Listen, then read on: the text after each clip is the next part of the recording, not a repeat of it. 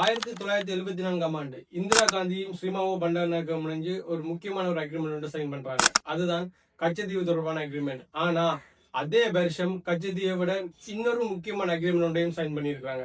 அது என்னன்னு சொல்லி நாங்க பார்க்கணும்னு சொன்னா 1964 இருந்து நாங்க வரணும். 1964 அப்போதைய இந்தியாவினுடைய பிரதமராக இருந்த லால் பகதூர் சாஸ்திரியும் ஸ்ரீமாவும் இணைஞ்சு இன்னொரு விஷயத்தை முடிவு பண்றாங்க. அது என்னன்னு சொன்னா இந்தியாவினுடைய தமிழர்கள் குடியுரிமை அற்று இந்தியாவினுடைய தமிழர்கள் 9,70,000 பேர் இலங்கையில் இருந்திருக்காங்க.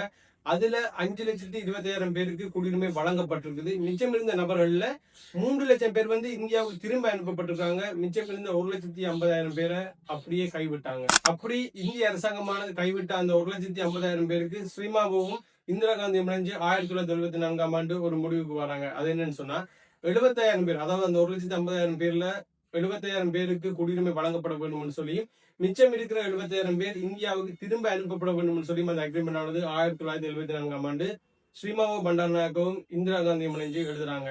1974 எழுதப்பட்ட கச்சதீவு அக்ரிமெண்டை விட இந்த அக்ரிமெண்ட் ஆனது மிக முக்கியமான அக்ரிமெண்டாக பார்க்கப்படுகிறது. இந்த விடை தொடர்பான உங்களை கருத்துக்களை கமெண்ட் செக்ஷன்ல பதிவு செய்யுங்க. நீங்க நம்ம சேனலை சப்ஸ்கிரைப் பண்ணலன்னு சொன்னா ஒருக்கா சப்ஸ்கிரைப் பண்ணுங்க.